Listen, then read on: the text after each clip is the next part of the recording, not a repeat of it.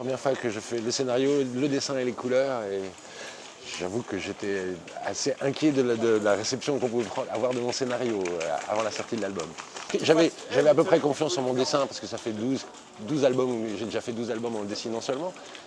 Mais là, c'était la première fois que je mettais mes mots à moi et je me disais, est-ce que je vais raconter quelque chose qui va intéresser un peu les gens? Je sais que quand j'ai commencé, mon rêve c'était de faire tout, de tout maîtriser. Mais c'est très long à apprendre ce métier, il y a tellement de choses, c'est un des rares métiers de généraliste. Donc j'ai fait un certain nombre de livres avec scénaristes et en accumulant des frustrations et des désirs, j'ai réussi enfin à pouvoir faire ce livre-là. Absolument, je pense que j'aurais fait ce livre il y a 10 ans, il aurait ressemblé vraiment à quelque chose de différent. J'ai eu des collaborations qui à chaque fois m'ont appris quelque chose. Pour moi, l'heroic fantasy, ce n'est pas vraiment ça, ça rentrer plutôt à du conte de fées. Donc il n'y a pas toutes les règles qu'on peut avoir dans les films ou dans les jeux ou dans ce qu'on peut voir qu'on appelle véritablement heroic fantasy. C'est de la fantasy, mais est-ce que c'est héroïque vraiment? Je ne sais pas.